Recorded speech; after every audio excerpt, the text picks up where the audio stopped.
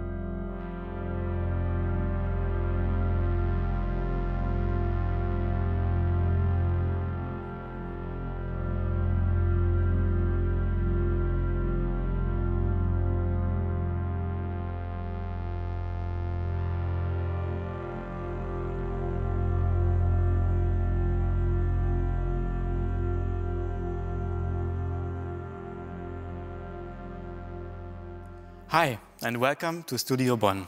I'm Kolja Reichert, curator for discourse at the Bundeskunsthalle and moderator of Studio Bonn.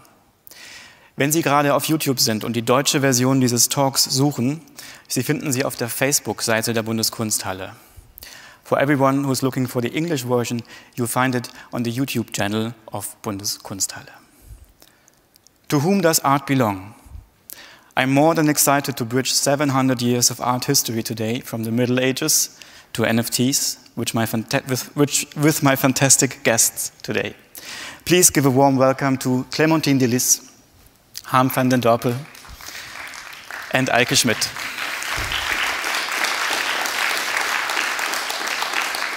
Eike Schmidt, would you please introduce yourself?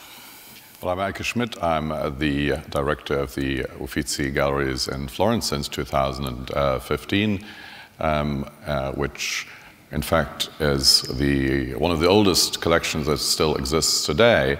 And since 1769, so for 251 years, the Uffizi is a publicly accessible museum, and it's been one of the first big it is the first big collection that is publicly accessible at the time.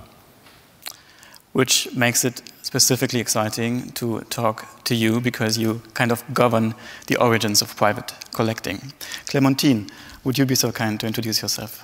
My name is Clémentine Deliss, and I'm the Associate Curator at KW, Institute for Contemporary Art in Berlin, and I'm Global Humanities Professor of Art at the University of Cambridge. And you have challenged the notion of the ethnographic museum for a long time with your curatorial and publishing work, and also your practical managing of an institution, which we'll hear about later. Harm, would you be so kind to introduce yourself? Yes, thank you. I'm Harm van den Dorpel, a Dutch artist. I've been living in Berlin for 9 years. My background is originally in software engineering and artificial intelligence, but I went to art school, and most recently, well, the past 5 years, my work has been mostly involved with generative art, aesthetic systems that have some means of reaching emergent complexity, if that makes any sense. Could you speak a little bit more up? Sure. You mean louder? Yes. Louder, please. And in 2015, I co-founded an online gallery called Left Gallery, at the time quite frustrated by the unclearness of selling digital art in larger editions and what that would even mean for ownership. I co-founded that with Paloma Rodriguez-Carrington, and in the past year, especially in the past year, been very absorbed in the vortex that is called blockchain, and we might speak about that a bit tonight. You're also, I think, the first artist who has a work purchased by a public collection, which was the Museum for Applied Art in Vienna, the MAC, in 2015 as early. you sold a digital work of art to their collection. This is the second iteration of our series Exchange Values, which premiered in July with a controversial debate between Hito Steyerl, Josef Vogel, and Wille Heimala. You might remember how Wille Heimala described how impoverished working people in Indonesia earned enormous wealth by playing a computer game named Axie Infinity. Josef Vogel called the famous crypto gambler Elon Musk the King Ubu of our times.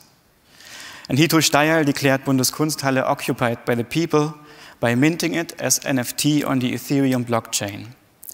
Hito Steyerl will also be back soon here at Studio Bonn to have the audience vote on how the Bundeskunsthalle should be governed in the future. Today, you might wonder why we have such a beautiful stage set where we are celebrating one of the most beautiful collections of art of the past 50 years, the one by Erika and Rolf Hoffmann, that Erika Hoffmann recently donated to the state of Saxony, and we are celebrating this in the Bundeskunsthalle with a big exhibition. She also has a few works by Felix González Torres, like this work that consists of candy, edible. It's, I think, very much grounded in the Catholic tradition of art. The way it resembles the lost partner of Felix González Torres, who died of HIV. We can eat from it. Feel free. And also Erika Hoffmann had a lot of Franz West in her collection, and that's the reason why we lended these Künstlerstühle, the artist chairs by Franz West from 2006 from the gallery Bärbel Kraslin. Thanks for that. To whom does art belong, we ask today, and we should maybe start with models of belonging that kind of formed our modern notion of visual art. I would like to ask you, Eike Schmidt, as director of the Uffizi, how did private patronage actually start in the first place? And would it be possible to tell the story based on examples from the Uffizi collection? Well, I have some here, actually. Yes, please go ahead. And this is not from the Uffizi. Show some. This is kind of the pre-history, right? Indeed. So we just rushed through the centuries very quickly. In fact, already in medieval times, although art was public, it was such as the famous fresco by Masaccio in Santa Maria Novella. These frescoes were actually donated, or actually artists were patronized by private people. Sometimes these people were bishops, or sometimes these people were rulers, but not always. It was oftentimes the private families that commissioned art. There was no open art market as today, so the artists wouldn't overproduce artworks that then would be chosen by collectors, but almost all artwork would be specifically commissioned by a private person, generally by a private family, and sometimes these works would then just stay in the public places where they were. Since the 15th century, we also have private collections at people's homes more frequently, especially those of small-scale ancient works of art, but also of Renaissance works of art that were imitating ancient Roman sculptures, such as bronzes, the first modern bronzes since the middle of the 15th century. And then, if we go ahead to the next examples, because we have to cover a lot of centuries. In fact, we are still in the midst of the 15th century here. Of course, you have rulers' portraits, as this of the Duke of Montefeltro, who is shown in an extremely realistic way, naturalistic way, and as an individual. Many people now, just looking at him, would probably say he's rather ugly, and also he has this particular nose. Actually, one of the earliest examples, documented examples of plastic surgery. He had a wound on the other side, so this is his better side that we see, and he lost his eye, and in order to be able still to look to the side while he was on the battlefield, he had the upper part of his nose amputated. Whereas on the other side, his wife, Battista Sforza, who is not shown as an individual but as an ideal. Now, according to some people, this was painted after her death, which is possible, but certainly not because she's shown so bloodless. That was, on the contrary, the ideal of beauty at the time. Now, as for the function, these ruler portraits, especially when they were not replicated, had a function within the family, but then also down the road on the family tree. Again, here power and art are intrinsically connected. I don't know if you go to the next slide to have another example. Oh yes, this is the super famous Tondo Doni by Michelangelo, painted in 1506 for Agnolo Doni and Maddalena Strozzi, on the occasion of the birth of their first daughter. So this was a work that was actually not shown publicly, but it was in their house, in their bedroom indeed, and only close visitors came. The Doni family at that period, while the Medici were banned from Florence, were certainly tastemakers. They were the only family, except for from the Pope, that were able to commission both Michelangelo and Raphael. And this really shows us how a collection, a family collection, started. This work in the late 16th century was purchased by the Medici family. In the meantime, they became early absolute rulers of the city and formed the collection, added to collection, not so much through looting, but through purchase especially, and through wise marriages. They were able to double their collection in the 1620s, thanks to marrying off their heir to Vittorio della Rovere, who brought all the family collection from Urbino to Florence with other great masterworks by Raphael and great painters. And well, to just keep it very, very short, when the Medici family died out in 1743, they kept it together in Florence according to an agreement with the incoming Habsburg-Lorraine family that, in fact, none of the artworks was allowed to leave Tuscany. And the Habsburg-Lorraines, in fact, immediately brought additional works, great masterworks, such as the Four Philosophers by Rubens, from other castles north of the Alps to Florence, and grew the collection continuously for another century and a half. So basically what we have at the Uffizi is more than a private collection. It's a high-level collection of two families formed over more than half a millennium. What I find striking, we had a huge exhibition on Florence also in the Bundeskunsthalle in 2013, and 15th century, the city was such a hub for trading, for science, for art. And it always struck me that there is these two parallel developments, like two things are developed around the same time, like maybe a few decades in between.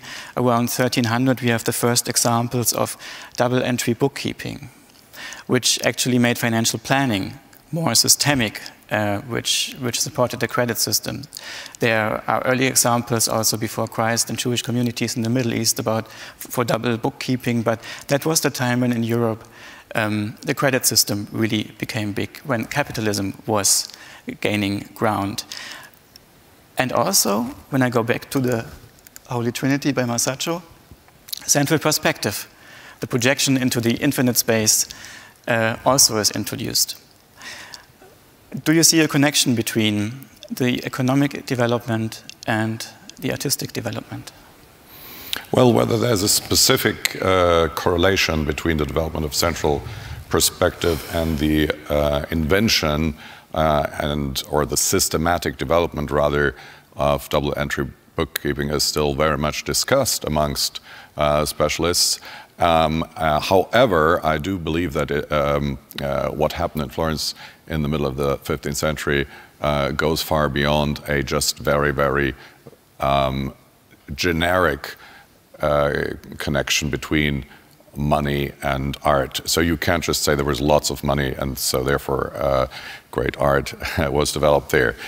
things are far more complicated. There are hundreds of examples throughout art history that show that actually places where that economically suffered still could become and stay centers of the art, including Florence later on in the 17th century. So what is interesting, however, I don't see the introduction of double entry bookkeeping so much as a reflection of a systematic approach to finances, but really to the dynamic approach of finance, because you have exit and entry. So basically, you couldn't have that if money wouldn't be circulating all the time. And I think that's the key point to this as well, because money was used actually to circulate, including commissions to artists. And so I think that's the far more interesting point about this if we wanted to relate it to art. Interesting. We will talk about this later, but I would like to jump to a new way of bookkeeping, which is a decentralized and collective global way of bookkeeping, which has been explored by Harm van den Dorpel, being one of the first artists to actually put into practice the idea of digital ownership. Harm, when did you first think that digital ownership might become a thing? I encountered blockchain in 2015.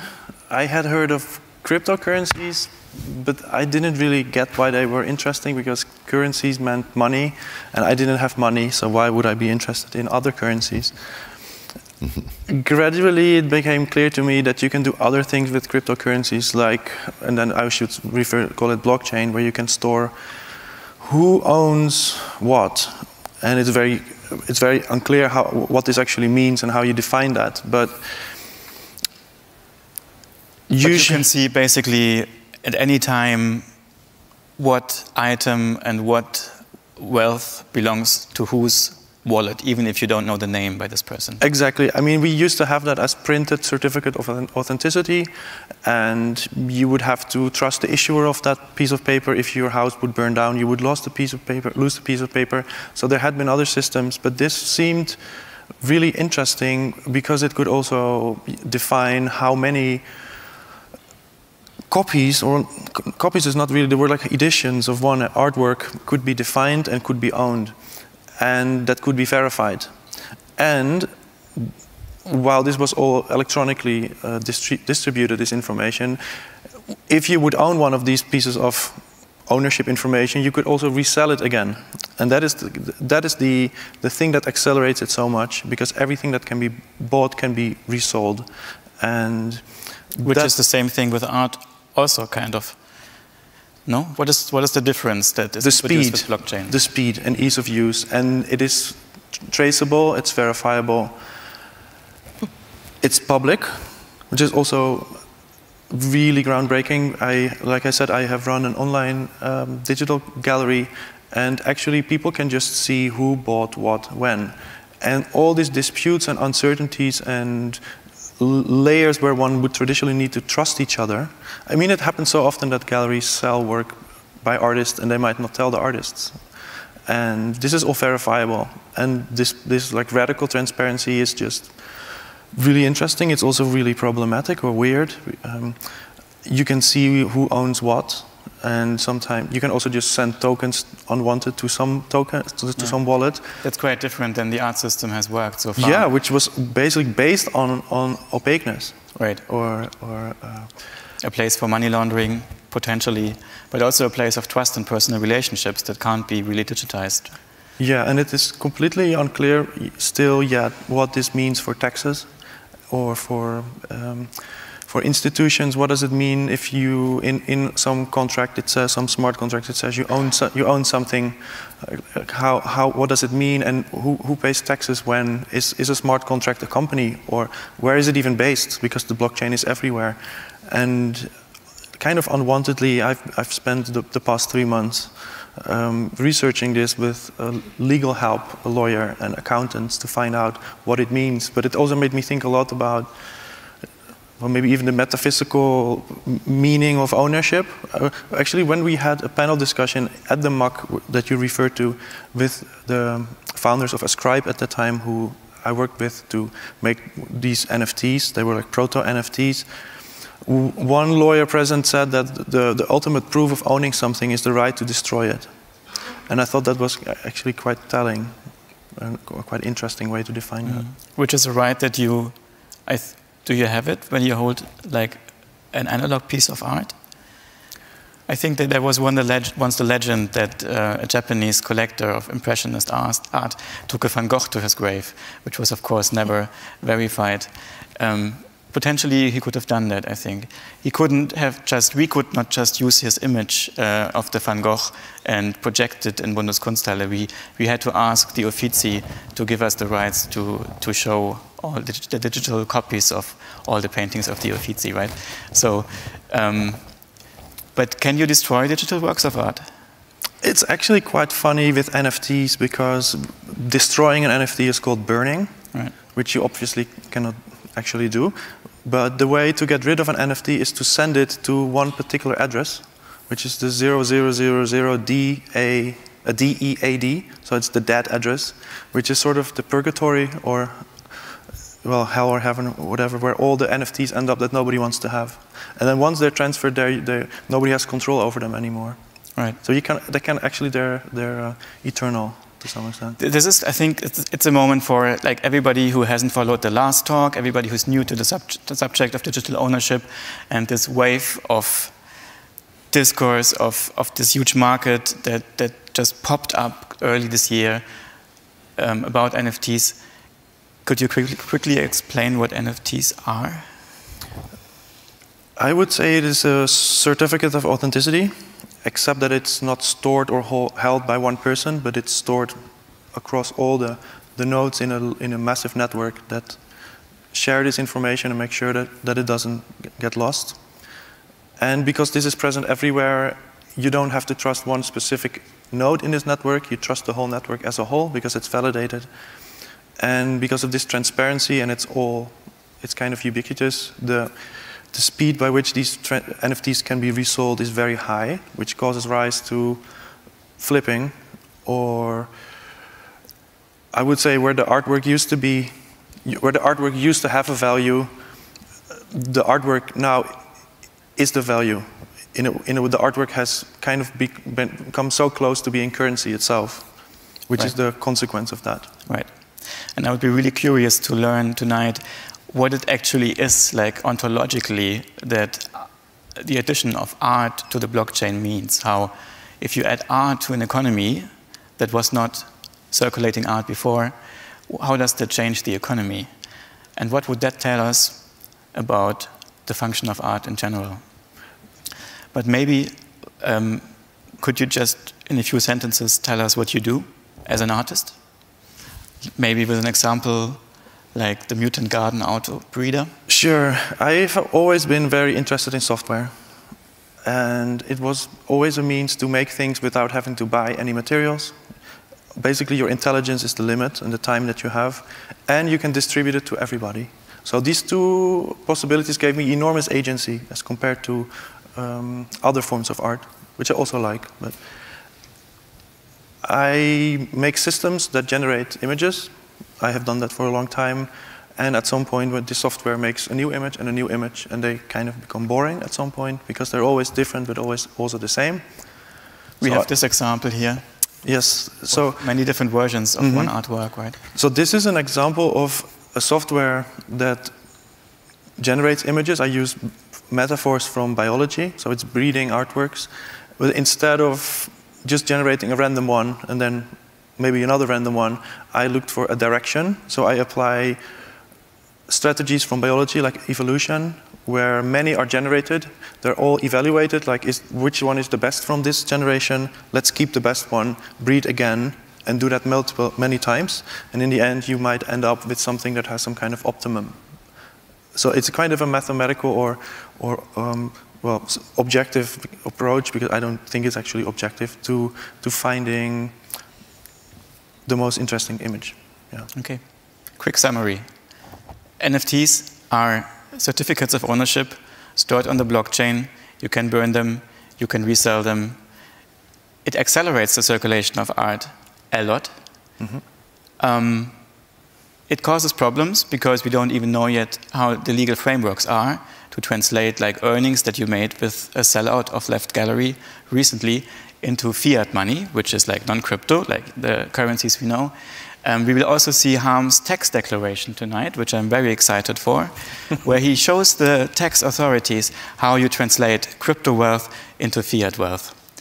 Anyway, Clémentine, when you heard about digital ownership of digital art, NFTs, what was your thought? You have thought about the relation of digitalization and like analog objects, especially in museum collections, a lot. This kind of changes our notions of art. What did you think when you heard about it first? Well, if I'm really honest, I was quite nonplussed. I mean, it seems like a medium, ultimately, to me. And in the context of the so-called ethnological collections, I don't know if you have the image that we wanted to show of the CT scanning that's been going on. By the way, this is the tax declaration by Harm. We'll go into detail. Okay. Yeah, that comes in. So that's right. One more, I think. Yeah.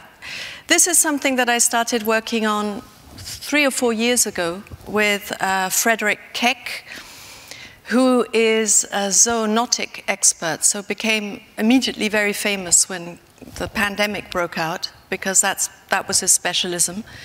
But with him, we started a conversation around what it meant to analyze digitally the insides of artifacts that are in the possession of museums, but are not necessarily owned by museums.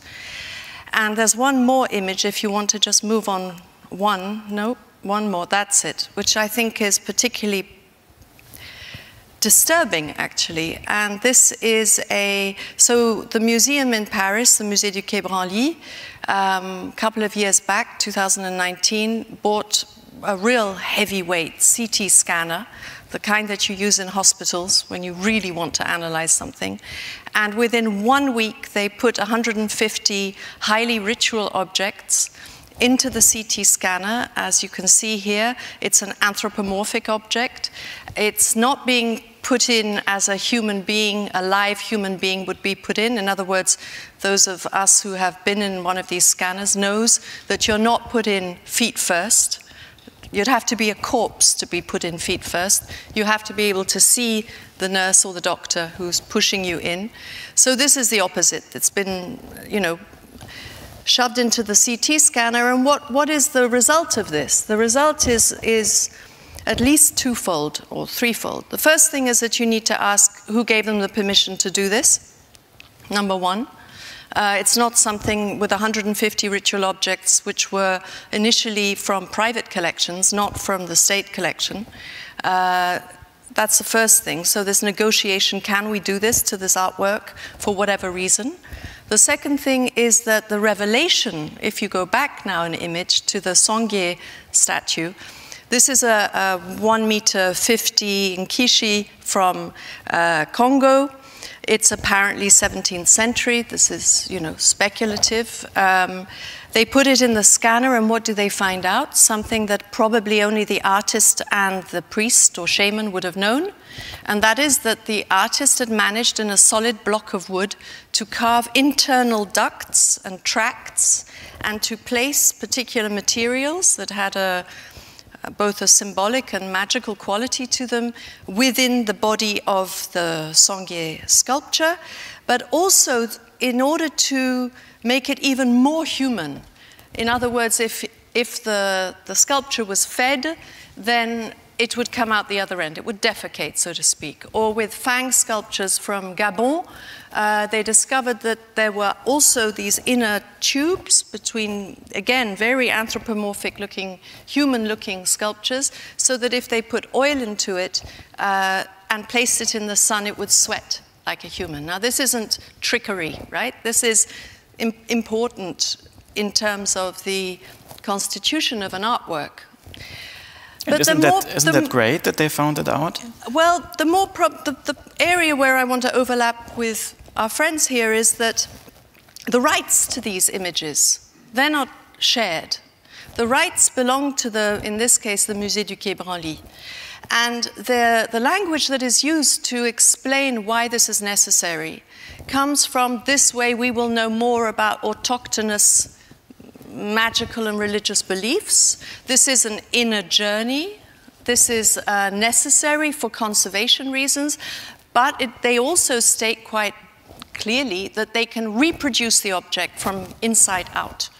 So with this kind of technology, you can make a 40-meter high Benin bronze and stick it outside of the Humboldt Forum, and it will be authentic, in quotes. So there's a control over the image rights, a control of the reproduction that is not necessarily negotiated in advance with a whole number of different stakeholders that might be interested also in acquiring and owning the rights to this form of representation. You have published the book The Metabolic Museum with Hatje Khan's publishing house in 2020. And this is a notion you have been working on for many years. How can we imagine the Metabolic Museum, and how would its realization change what we came to know as the Ethnographic Museum, formerly the Colonial Museum? Well, I guess I've always been interested in the idea of the organ, right? Organs, publishing organs. Publishing organ, for example, is something that's vital, right? You produce, as an artist or a writer, you produce a publishing organ when you see that magazines and books and publishing generally has become pretty much the same everywhere. And then you want a voice, and you need, for an organ to work, it has to be vital. When I looked at the 70,000 artifacts, and I never saw them all, at the museum in Frankfurt, the Weltkulturenmuseum, I had the impression I was dealing with the matter of black lives, so to speak, I mean, to twist it round. And that these kinds of, the booty of expeditions done like this in the mid-60s, and paid for by citizens of Frankfurt, it shows an accumulation, right? It shows an enormous kind of capitalist accumulation under the auspices of salvage anthropology. So I began to wonder about the relationship between the corpus of a collection, but equally the body of the visitor, the person who comes into this institution and has to have a kind of a relationship with these artifacts that very often when they came to Europe didn't look quite the same as they did in the warmer parts of the world, and so had been subjected to a type of photography that would pump aura in, you know, kind of steroid photography that you see with nearly any catalogue of so-called tribal art or ethnological art. Dark background, spotlit, rather like we are today, right? So I began to try and work out how one could negotiate a new use of the museum as a space of a much more democratic form of education, a democratic intellect on the basis of these artifacts. In other words, to extricate the legitimacy of interpretation from ethnology, right, the logos of ethnos, into a whole series of transversal and transdisciplinary and transcultural approaches to interpretation, to meaning. And how did you practically do that? Well, I inherited, I mean, I was the 9th director, and I had 3 villas. There was some talk about a museum that needed to be built, but eventually that was shelved, unfortunately. And I saw the 3 villas and I thought, okay, what do you do in a villa? You live, right? So one of them was a former police station, and it seemed to me that it was necessary to convert or to renovate the apartments at the top floor, to provide studio spaces or seminar spaces on the 2nd floor, on the 1st floor to introduce a laboratory. Sometimes we get stuck with words. I could have called it a workshop, but I called it a laboratory. And then below, that was the archive. And if a guest artist or writer or lawyer, in some cases, was invited to work with us, they lived in the museum. They could go and, with the support of the custodians, they could select whichever artifacts they wanted. Initially, I said, let's just take, you know, the B grade. Let's not go for the masterpieces. But very quickly, the restorers, the conservator, was actually quite happy because I had asked Mattis Esterhazy, whose work you can see in the beautiful exhibition of the Hoffmann collection. I asked Mattis to make furniture that would enable these very informe, these strangely shaped things to be safely presented. And so let's say the artist had 4 weeks to live and look at what they had selected. Books came from the library, public library, 50,000 books. They could work there 24 hours a day. They had no curator watching them. We trusted them. We gave them their responsibility. And if after 4 weeks something came out of this experience, it would lead then to the development of an exhibition. So there was a very organic kind of procedure which allowed us to then open up this more private research to a public. And very often what I tried to do in the exhibition was to leave things a little frayed, right? So that there was a sense that you might be doing fieldwork in the museum if you were a member of the audience, or if you were somebody who had been brought in from the outside to heal what was effectively and still remains a highly sick institution. Yeah, no ethnological museum, I mean, no director of an ethnological museum comes out clean. There's no redemption, because you're part of this machine that has been, if you like, validated and is still being validated now through another methodology, that of provenance, right? The joke of it being that you have full provenance with NFTs and the blockchain, and now in the area which is the most problematic, the most, if you like, the most problematic museum that exists in the global north, and is being replicated all over the world, that question of provenance is now being sought after, yeah, invested in, because it's exactly what was not written down originally.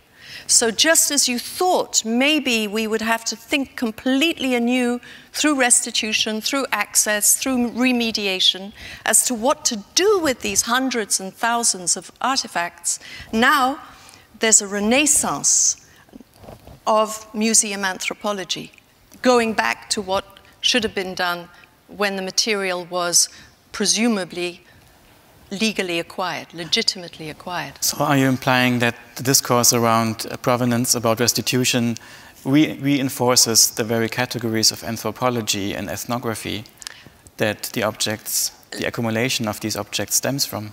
I think restitution, there's nothing you can say against restitution. It's one of the most important things to have emerged in the last few years, even though it has a history.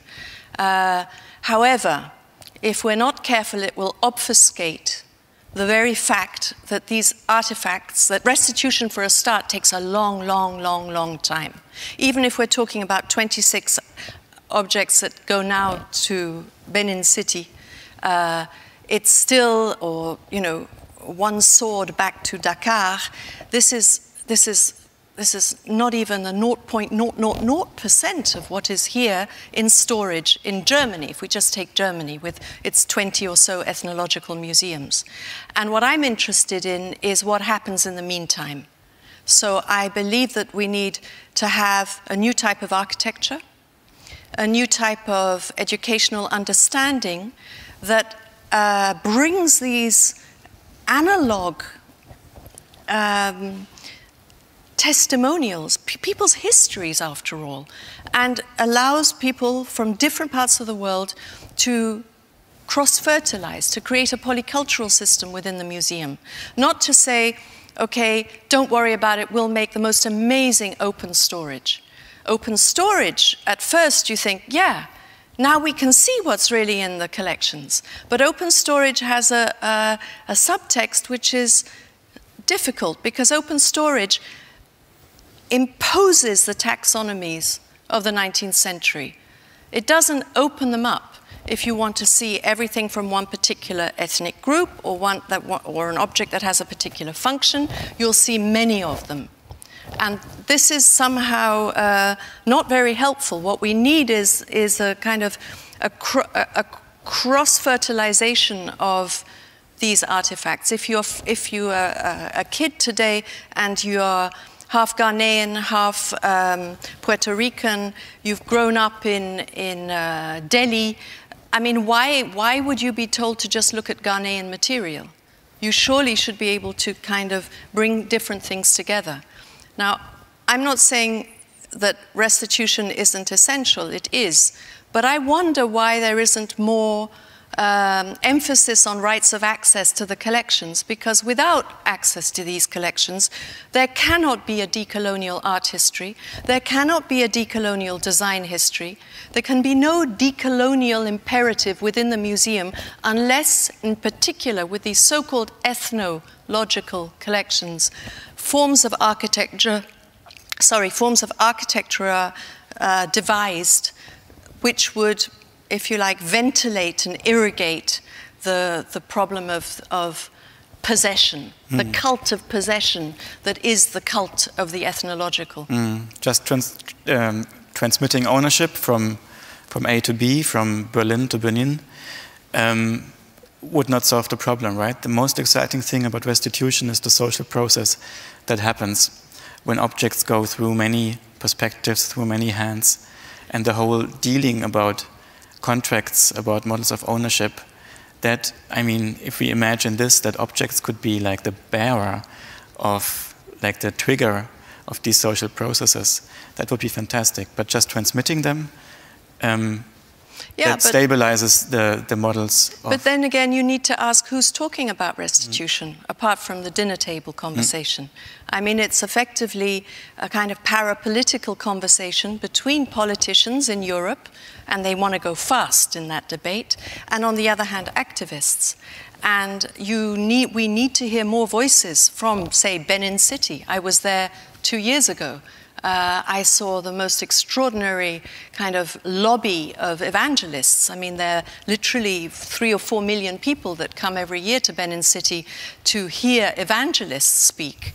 And at the same time, you have the new museum being built in Benin City. And there's a kind of a disjunct between the voices that we should hear from Benin City, people who would talk about why they want these objects back and don't. This picture is so interesting because it shows like the motor chamber, right? Like the backstage of the ethnographic museum.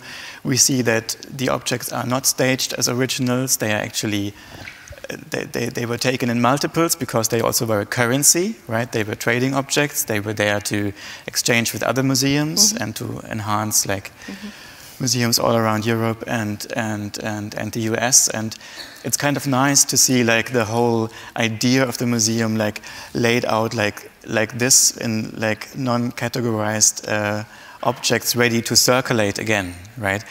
Eike Schmidt, you did a lot of cleaning up, I think, in the Uffizi resorted depots. We introduced the department for the wagons, for example. But also you gave, I think, Uffizi the first functional website. You changed some presentations, like here with the Doni Tondo. And what you did this year was kind of surprising. I think the Uffizi were the first museum to mint a classical work of art as an NFT and sell it to a private owner. When did this idea come about? And when you did it, as Harm already said, it's really kind of like uncharted territory. Did you know what you were doing? Well, one thing that I just did is I took one of Felix Gonzalez Torres. So if I'm sounding a bit weird, it's because I also have this goodie in my mouth. That's part of the show. Exactly. So I think of his partner. The idea came about shortly after I arrived at the end of 2015. And then we actually developed it together with a kind of software nerd who had the idea and came to talk with me. And we developed it. We had it ready actually by December of 2016. But then it took another 3.5 years until, because of complicated bureaucracy, until we finally made this sale. Well, the reason why I think a museum should, why works of art that have historical importance to the present day should be present there is because this is this huge new space opening up, which is the space defined by the blockchain. And I think we have to have a presence there. Now, how it works is that you sell nowadays. But actually what we did was a funny thing because it's hybrid work. So what was actually sold was, yes, the digital version in TIFF format protected through the NFT technology, but it was actually also physically sold on a screen with a mechanical copy, handmade copy of the frame of the Tondo idea. So basically, and then we have the NFT certificate, but there was also then a physical traditional certificate, which I signed, and which the software person and owner of the company who did it also signed. So we really wanted to have this hybrid work because that was where the world was in 2016 when NFTs were still pretty new. Now, I mean, the world has evolved quite a lot, and I mean, NFT in and by itself, just to buy and sell, and we know, I mean, this is going on every millisecond, and so I don't think it's particularly exciting anymore. I mean, I think other aspects of smart contracts are far more interesting, such as the fact... Could you explain smart contracts in a few words? Well, basically, contracts which are based digitally by the algorithm, basically. So which you are bound to follow technologically. I mean, to touch in very, very condensed words. You could explain it much better, Harm, I'm sure. Could you correct or add? I would say that a smart contract is actually a pretty bad name. I think they're just little computer programs where you put something in and something comes out. And the thing is that you don't run them on your own computer, but they're being run in the blockchain, so you cannot mess with them. You cannot hack them, or you cannot change the outcome, so you can trust them. It's the first contracts, I think, in history that execute themselves. Well, they need massive brooms with computers to do that, which is quite a bit big of a problem. So I wish they would do it by themselves, but they use a lot of electricity. Sorry for the interruption. What's interesting about smart contracts? Yeah, so I mean, in fact, better than smart, because in fact they have to be stupid, because if they would be smart, they wouldn't actually work. In fact, is you can actually define the condition. So I think that's the interesting part of it, because you can challenge the notion of ownership. Because you, of course, now with what we do now, we do buy and sell. We can inherit NFTs, and why not? But it's just a replication of the economic world that we're already living in. You can do far more things, just as you can have, still based on the blockchain, currencies that expire, or currencies that you can only use for certain things and not for others. In the very same way, you could guarantee, for instance, the free use of images through the blockchain. And I think this is much more exciting, or the free use for particular uses, for creative uses, for scholarly uses. And this I find far more exciting. There are a few people working on that right now. We're not there quite there yet, but also the notion of ownership could change, because yes, it is, as you say, the right to destroy something, and even that legally is actually not applicable in every legal system, because sometimes you have an ownership of a work of art which you're not allowed to. You're legally not allowed to. I mean, technologically, you could destroy it if it's an NFT. Anyone could destroy this artwork, of course, in a few minutes. Any physical artwork. We are actually busy doing it already. Yes, but I mean I'm participating in the artwork, so that's and actually and please, I mean I hope you join me, and I'm not the only person. I wonder how you can speak so well. I was hoping that you, but at any rate, I think the artistic presence in my mouth, I hope will actually better my words, therefore, in my thinking. So I think what we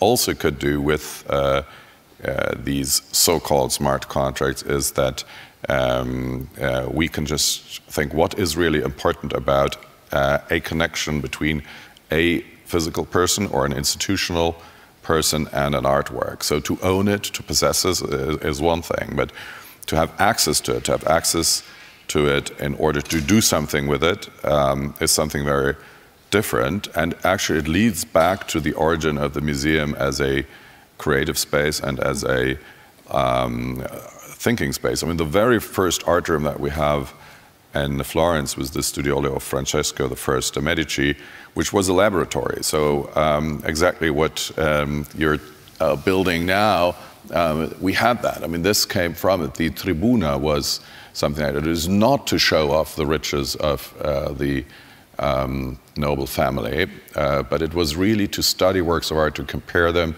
and then to make drawings of them and to inspire new art. These are functions that nowadays often are lost, and this is something that we can, in digital contests that we can actually recreate if we want to. How would it work? Like, what do you envision? How can I mean, NFTs seem kind of like black and white, digital 01 to me. You can build all kind of interesting organizations with them, which is awesome. But how would you change the connection to the artwork itself? Can you imagine an example with a piece of your collection that would be collectively governed or altered by its holders? Well, yes, of course. I mean, once you have a, let's call it also in a very simplistic way, a digital copy of a work, which could be a high resolution scan, you can do anything with it. I mean, for instance, we scanned all our ancient sculptures, and what you can do already now on your telephone, you can turn them, you can look at them from upside down and whatever, and this is something that's incredibly useful for students of the history of sculpture, the history of restorations in the early modern period, but also for conservators. And this is something that actually, I mean, the technology exists, and with something like a metaverse, I'm not specifically referring to Mark Zuckerberg's metaverse. I mean, it could be a very different one, actually. But there you could put together works from which are physically in all sorts of different locations throughout the world, and just, for instance, compare them. You could merge them, you could morph them, or you could take them and develop them into something else. I mean, technologically, you can already do all of this, but you're not really allowed to do that, and that's the problem for most of these. So you're thinking, with minting NFTs, you're thinking less about like radicalization of private ownership. You think about like breaking it up. Well, at the moment, private ownership is really where it goes, but it's not the only direction where it could go, and perhaps not the only direction where it should go. What kind of relations between people and artworks could you envision with blockchain technology? My first response to what you were explaining about NFTs, because I've been thinking about this a lot, and the relationship between an NFT, a token, a blockchain stored piece of information, and an object in the world. And because it would easily be, you could easily say, yeah, we tokenized this painting and we sold the NFT of that. And I think there's a lot more steps happening, because actually what is being sold is not the painting. What is sold is a high resolution scan of the painting.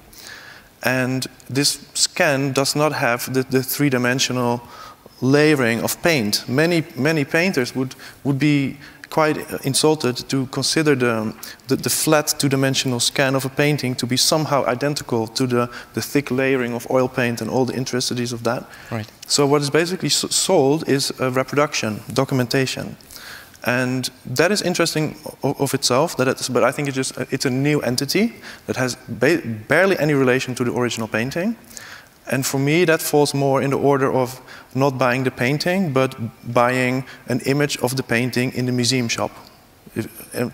And I notice often when I make NFTs out of printable, two-dimensional still images, that the people who buy them, most of the time I don't know who they are, they tell me, please never print that thing. Because once that thing has been materialized, for them, the relationship between the object and the token becomes a bit unclear and watered down. It also makes it harder to flip, because if they would sell the token again, they would have to also send the printed thing.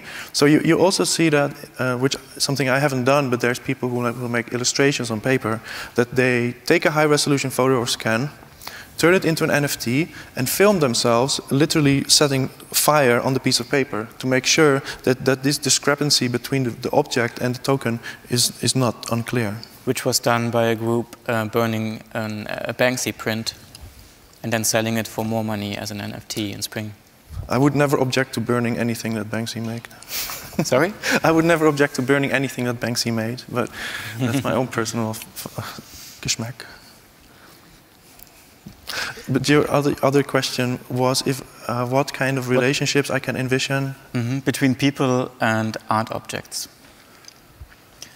When Eike Schmidt speaks about like opening up the relation to art objects, making them alterable. What I find interesting this year, it seems sometimes that musicians even build the more interesting NFTs than artists, because music is so much about interaction, and you can like involve yourself. Like Amnesia Scanner, for example, giving out 555 NFTs that are connected to pieces of music from their back catalog. And now the owners can make music together with them. Or Holly Herndon handing over a copy of her voice to a DAO, a decentralized autonomous organization, and they can now make music with this instrument. I feel like the role of the art object is kind of changing with this.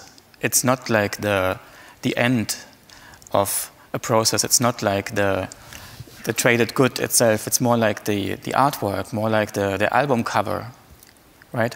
It's more like a token that gives you access to a certain community, or a tool that allows you to play with other people. Yeah, it makes you part of a community. You're literally invested, and because people are actually invested, you have some room to play with. You can actually do stuff because you have currency to do so. And that has given rise to very interesting new communities. Also, what I have noticed, which is also maybe a bit unclear effect of that, is the people who have bought tokens of my work then on social media are very enthusiastic about my work, and they tweet about it, and it's very flattering for me, and it's amazing to have support from fans. But at the same time, each time they tweet positively about my work, the value of the tokens that they own of my work increases. So this is like a double bind between when you're actually invested monetarily into something, then your motivations in elevating it have a direct also influence on the value of something. And sometimes that has made me a bit confused. Where in the past on social media people would like things and they would not get anything in return. So they probably really liked it. But now this like immediately also pays back, which is also good in a way, but I'm just confused. what it means. I mean, if you look from one side, it looks like the total financialization of all human relations. On the other side, sure, we live in a hyper-financialized world, and it seems like the tools are now handed over to everyone who takes the time to understand the technology and how it works, right? Also, there's an interesting thing happening that social capital seems suddenly to be financializable. You can put a price on it, right? A group that plays or that gathers around certain tokens or that meets in a Discord channel, the tokens that give access to their activities, they rise in value and all the holders profit from that, which is kind of interesting. I mean, we've both lived in Berlin and saw the city kind of being, becoming unavailable and more expensive, and I always wondered, how do you actually price the investment that people running a project space, for example, in a house that will be renovated, added to that building? I always wondered like how you can actually explain to artists that it's a bad deal to increase the value of that real estate object. In the blockchain now, every symbolic investment turns into a financial investment. That's interesting in the first place. But Clémentine, it seems like there's two different interpretations also what happens potentially through digitization. One is what Eike Schmidt also says, that things can like be opened up to more people for participation, they can circulate more, which seems to be what's happening, kind of. You also see the danger that the categories of anthropology are manifested and reproduced. So what is your worst case and what is your best case scenario? Well, I'm sorry, I can't help bringing this back to the question of the museum. Eike is a museum director. I was a museum director. We're still looking at a bunch of things here, of matter. And I wonder how... See, when I go into a museum these days, let's talk about it, the Humboldt Forum, I go through and I think to myself, what am I getting out of this exhibition or of this environment that I wouldn't get at home? So everything you've talked about today proves to me that the museum is in my hand. It's the handy, it's the telephone. That the university is in the telephone. That the art academy is in the telephone. And these are the three key civic institutions that we have to think about today. They come from not just Enlightenment, but they've really got their definition during the 19th century. They are colonial structures. It's very easy to see that they are ultimately racist structures. One doesn't like to say that, but they have that aspect to them. They have a history of extraction, exploitation. They're not innocent institutions. So for me, the question is, what do we do with the stuff that is in these collections, in these museums? How does it interface with the digital? And how can one render the museum into something which serves a much wider audience, that is a student body, if you like, that is not just there to consume. And it's this consumerism that brings us straight back to 1840, which is weird when just when hearing you speak about the evolutionary, the sort of Spencerian kind of development of a block of an NFT or whatever unit it is you're discussing here, the kind of the survival of the fittest, if you like. But what I'm more interested in is how one can get a combination running in a museum, how one can bring in a new awareness through the digital that also doesn't create this kind of distancing to the analog, to the stuff that we have. So since I left the Weltkulturen Museum, I've been working on models for a museum university. So again, another model, another model, another model. It's better to work like that, in my opinion, to work with smaller entities recursively and not to kind of plan some kind of dream palace, so to speak.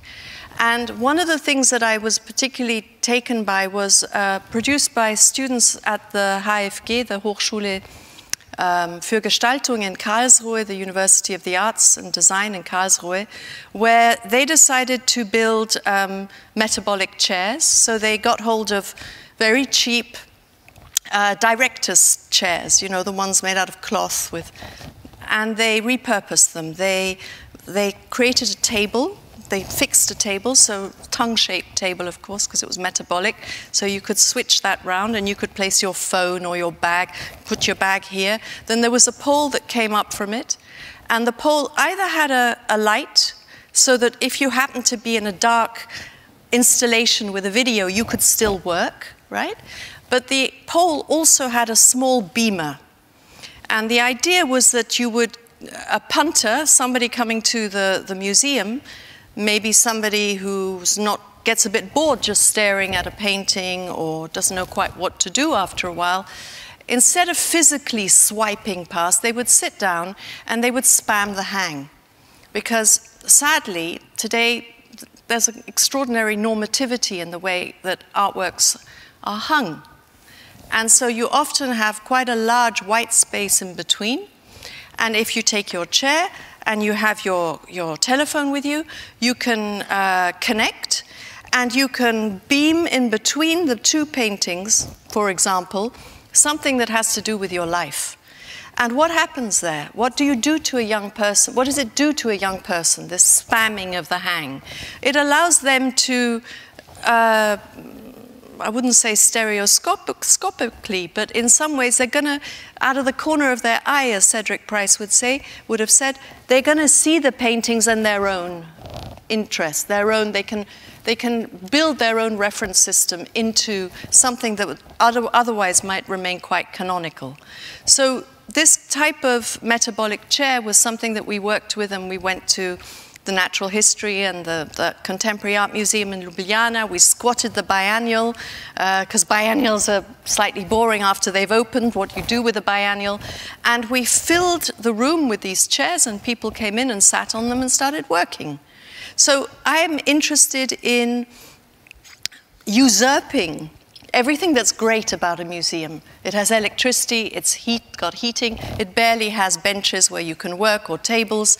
I kind of want to see a new use of the museum in a good sense, not usurping I don't mean that in an exploitative sense. I mean that we can use these civic institutions in another way, and hence the idea of a flow of informal and formal educational systems into the museum based on the collections, because you don't need an exam to get into a museum yet, but you need an exam to go to university. You need an exam to teach in a university. You need some kind of qualification to go into an art college. More and more, it's more and more professional. So the museum is the one space where the democratic intellect can flourish. And it's that flourishing in the museum that I would prefer to see, and not every museum, right? But certain museums, especially museums that have collections that are waiting to be restituted, right? With all sorts of hindrances in between. Why aren't these so-called ethnological collections brought out of the cellars, and why don't they become spaces where the younger generations, but also older generations who are also the student body, can begin to create transversal relations and new meanings, and break this straitjacket of the ethnological.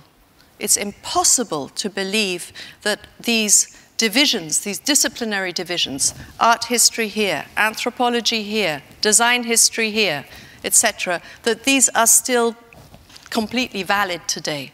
A decolonial art history has to work with transgressive adjacency. It has to iconoclash the different systems, because otherwise we're just going to keep on with our nice, comfortable, Eurocentric, global north projections of the value of this work or the value of that work. And I'm not talking about this kind of academic iconoclasm based on masterpieces. I'm saying, you bring Vanessa Nakete into an ethnological museum. Do you think she's going to walk out with a Benin bronze? She's going to want to see a lot of other material that is the design and engineering and architectural history of perhaps her people from Uganda, but also from other places. And the discussions that will be had are, you know, phenomenal on that basis. I find it interesting to see like the huge difference between a museum of European painting that works also as a kind of metabolism of tourists, of course, that make all the research and conservation possible in the first place, and ethnographic museums. You hint at a huge untapped field of experimentation that actually is thanks to the non-documentation of the sources, right? Like the little knowledge that we have about their initial use, like the bad recordings. It's like a huge space of ambiguity. The ambiguity is that the colonial looting of these objects was engineered, not innocently, but one of the aspects of its engineering was never to record the authorship of something.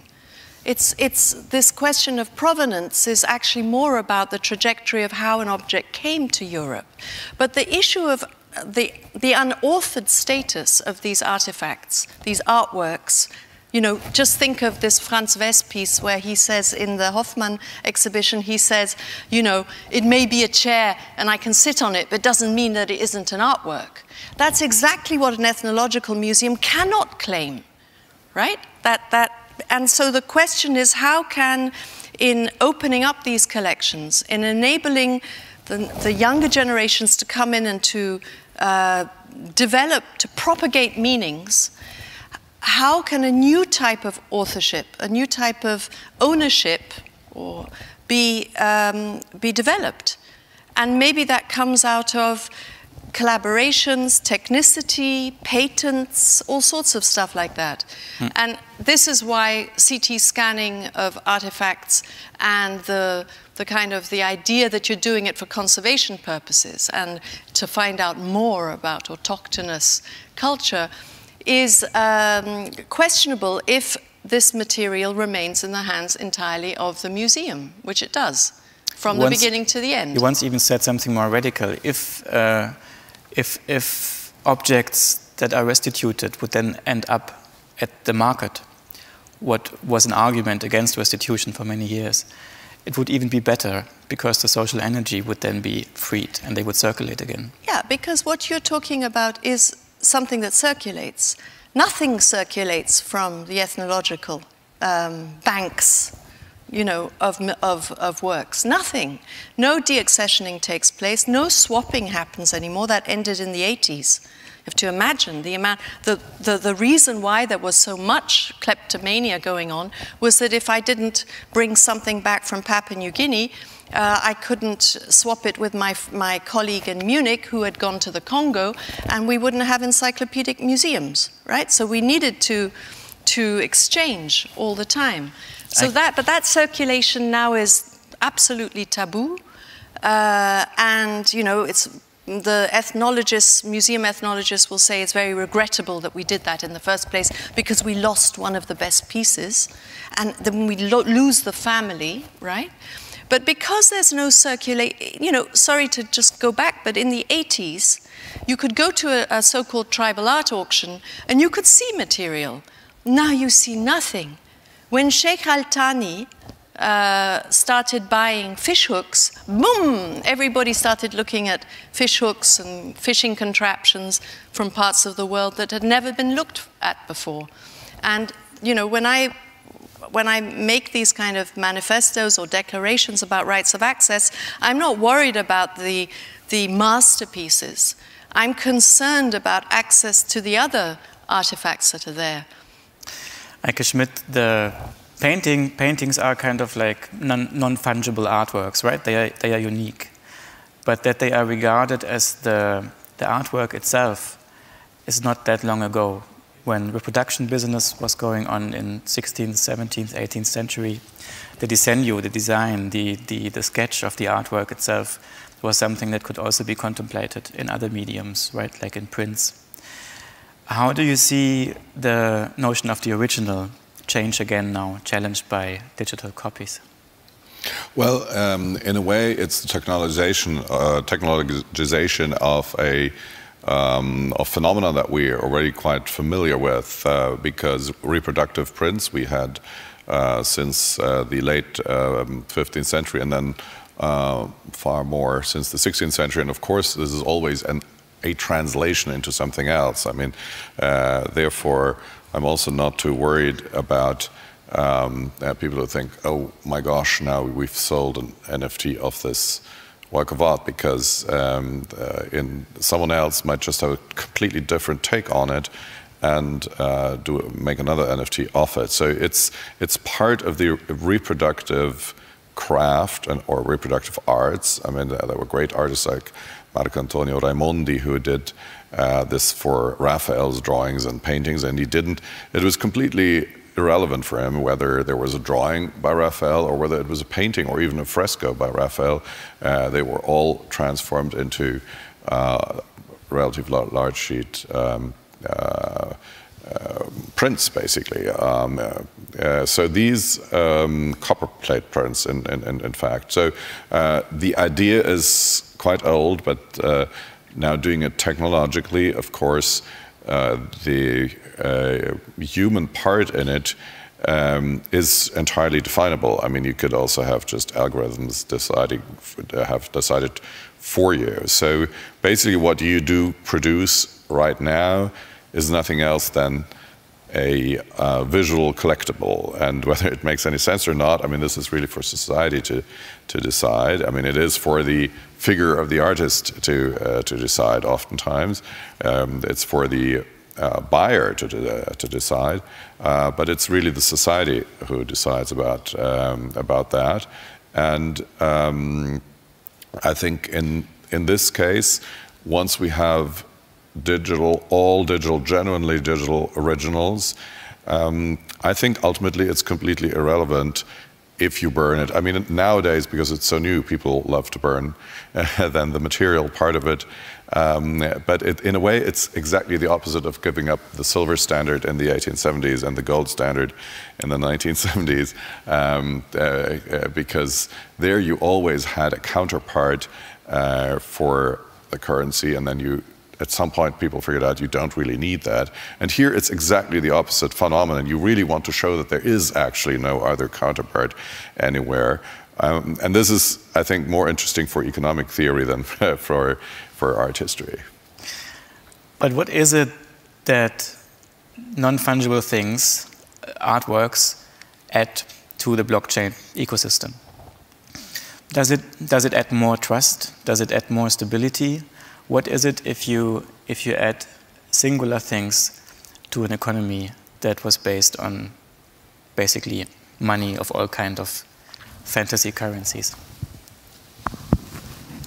Does it change? Do you see changes in the market of cryptocurrencies after NFTs being popular?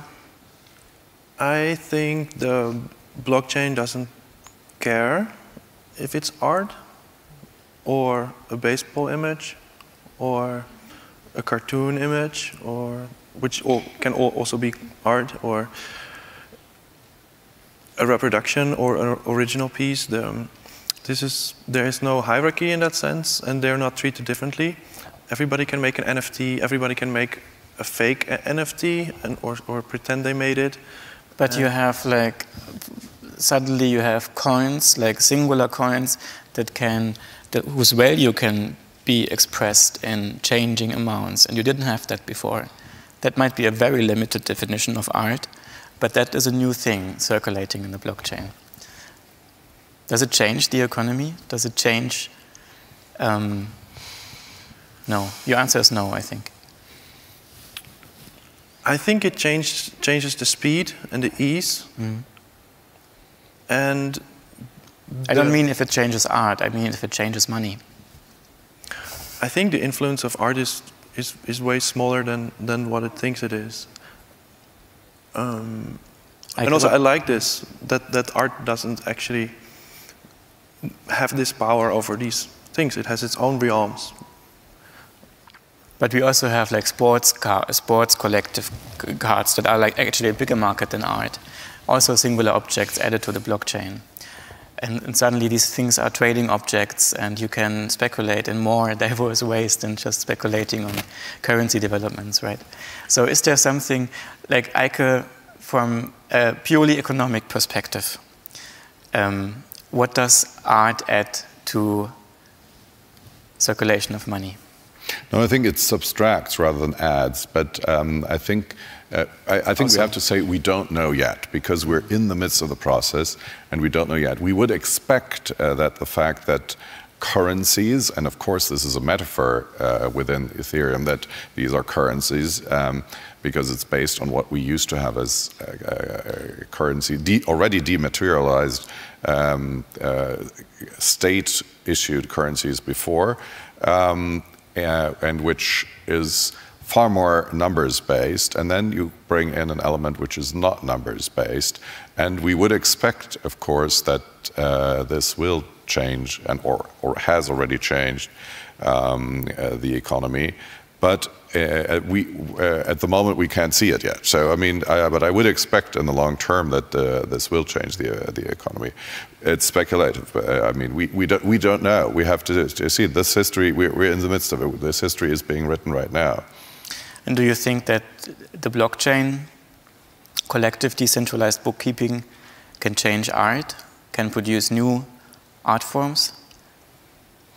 Definitely. Like the central perspective emerged at the same time as... It has already, and I think that we will see far more coming from it. Also the model of decentralizing, I mean, that is something that is very important, and also when it gets back into the real world, where we can actually also decentralize. We can go away from the museum model, Napoleon's Louvre, uniting the best of all cultures at the Louvre, and we can actually have decentralized physical collections all over the world, or all over regions too. I mean, one issue that we have addressed in the Uffizi is that in our storage we had lots of works of art that had been taken from smaller communities around Tuscany, and we're bringing them back there. So there's a tiny, I mean, there's restitution happening there as well, where people who live in these towns can actually connect to that and don't need to drive into the city, park, stand in line to buy a ticket, and then see these works of art in totally different contexts, or not see them at all, because most of them are in fact in storage. So decentralized on a regional level, on a national level, but especially on an international level, I think this is something that the developments on the blockchain really suggest to us to adapt in the real world as well. Mm-hmm. It's actually something that also the state collections of Dresden do with the donation of the collection of Erika Hoffmann.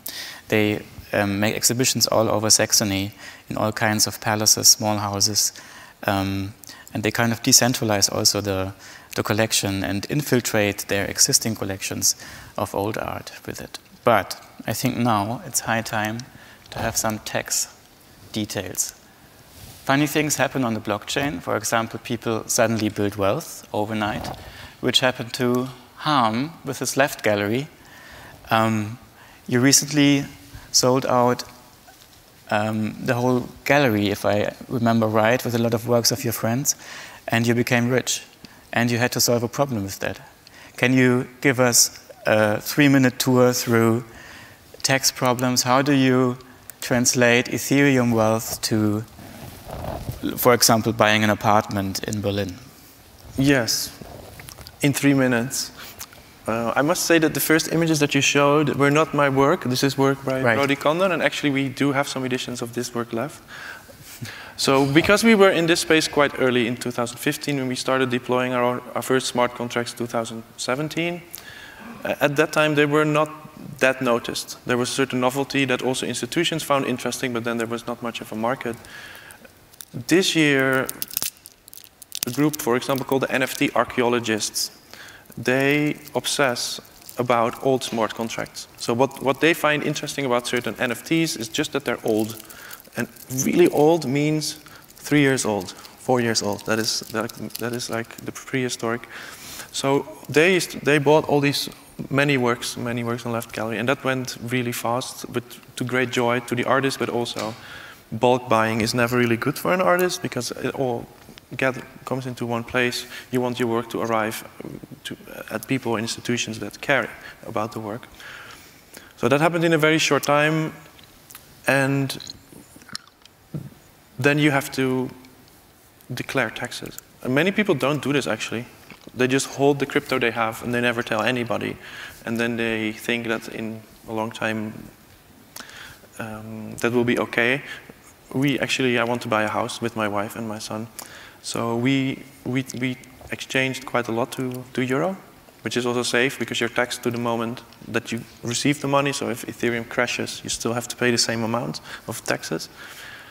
So I started having workshops with an accountant and a fiscal lawyer, and we ended up making these diagrams where I explained to them what is a contract and how do you split the income which happens. So basically every square is a jump in this system. So you have the buyer who transfers some money to a smart contract. Instantly, that money is split between different platforms, and then some of that VAT goes to the Finanzamt, and the token is sent. So part goes to the platform where you sold the work. I collaborated with Folia. Yeah, exactly. Maybe you can go to the Finanzamt. That's quite easy. One would say so, but then the legal status of a smart contract is not really clear.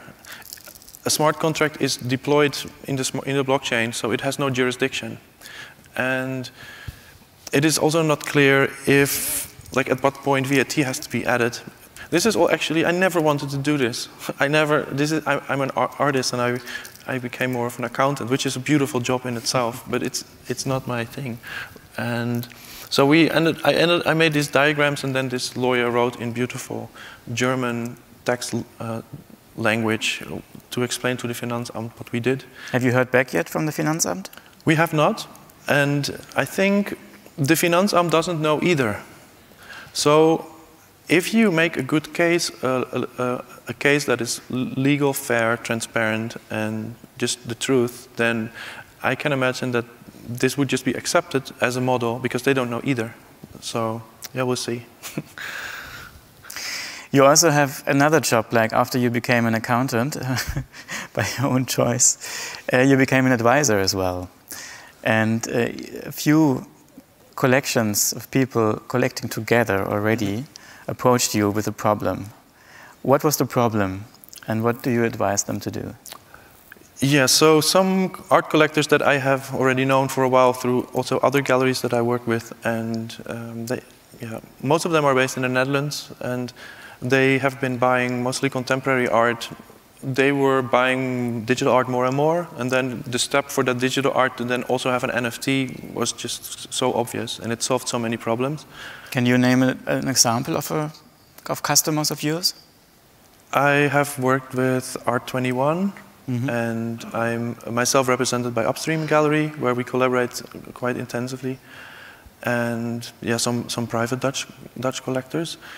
I am also forming sort of it's a quite early stage, but a think tank with some museums that have NFTs in their collection, because they don't know how to own them, really.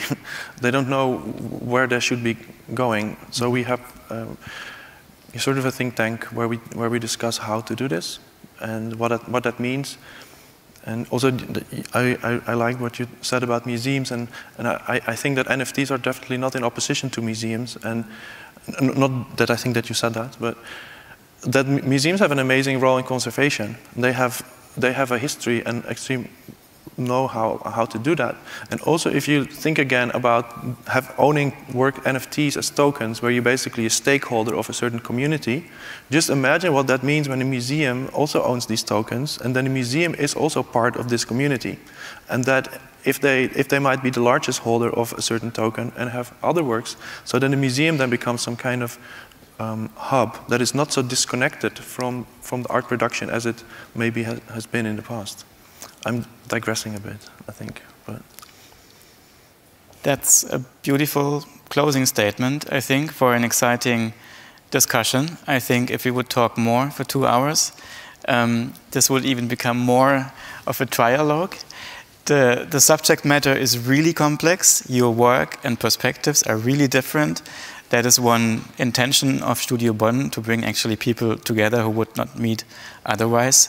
And I think this was a really fascinating addition of 3 perspectives. We gathered around art, and in art, thanks again for the license to use the digital reproductions of all paintings of the Uffizi.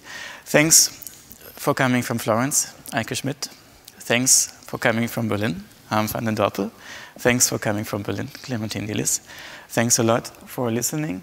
Thanks a lot to the Galerie Bärbel-Kreslin for lending us these beautiful Franz West chairs. And thanks to Maya Schenfeld for lending us a piece of her upcoming album in freefall. Thank you all, and please follow our program on studiobonn.io. The next event will be on the 9th of December. It will be on digital and cultural infrastructure in Europe. Thank you.